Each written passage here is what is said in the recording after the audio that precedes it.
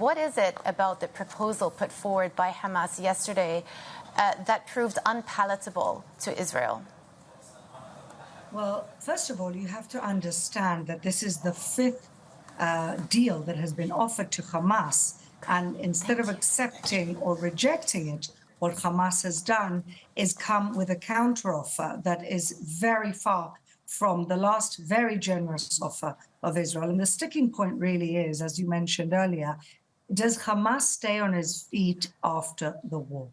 And to Israel, Hamas is not just another aggressive regime. It is an existential threat because the massacre of October 7th, they have continuously repeated that they wish to do again and again. So Israel cannot remain safe if Hamas remains in control of the Gaza Strip. And that's really the sticking point. And as you can understand, as America would not have allowed Osama bin Laden to stay in his place with the power that he had and ISIS to remain as a party or as a movement in the Middle East, this is what we're facing right now. The fact that these discussions are still taking place and Prime Minister Netanyahu has suggested that delegates will still continue these conversations with Hamas, does that not also, in your eyes, legitimize Hamas as a political party? Look, ultimately, we're doing this through mediators, through Qatar, through Egypt, our neighbor who we have peace with. And we have no choice because we have 132 hostages there. We don't know how many of them are alive because we haven't received any proof of life from them. But ultimately, we owe it to those families to try our best at every given juncture to try and get them home. They cannot remain there in those terror tunnels. God knows what they're experiencing. We have a 1-year-old baby. We have 80-year-old people. And so in order to get the two objectives of the goal, one is to bring the hostages, and two is to make sure that Hamas does not continue to exist ruling the Gaza Strip, not just for Israel, but for its own people. They have brought countless horrors to their own people. Let me just ask you what happens at Rafah next, because there have been reports for months now, suggestions that a new front is going to open up in Rafah and that Israel are going to go ahead with that offensive, despite warnings from the UN, from the US, that this would cause another severe humanitarian crisis within Rafah.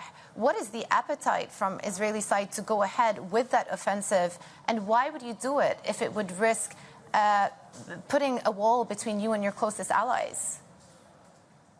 Well, there's not going to be a war with Egypt. That's definitely out of the question. Egypt understands who Hamas are. Egypt has spent the last 10 years trying to get rid of their own Muslim Brotherhood version of Hamas within their territory. So I'm not concerned about that.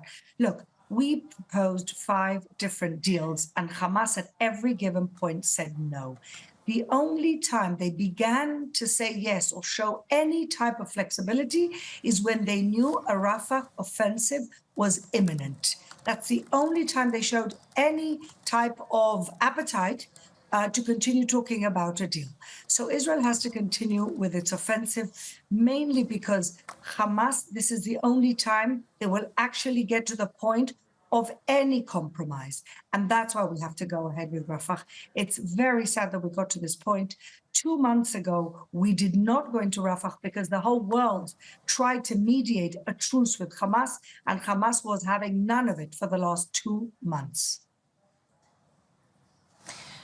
Let's go back to the talks about the truce and where we go from here. In your eyes, is there still a possibility, is there hope that this truce can get over the line?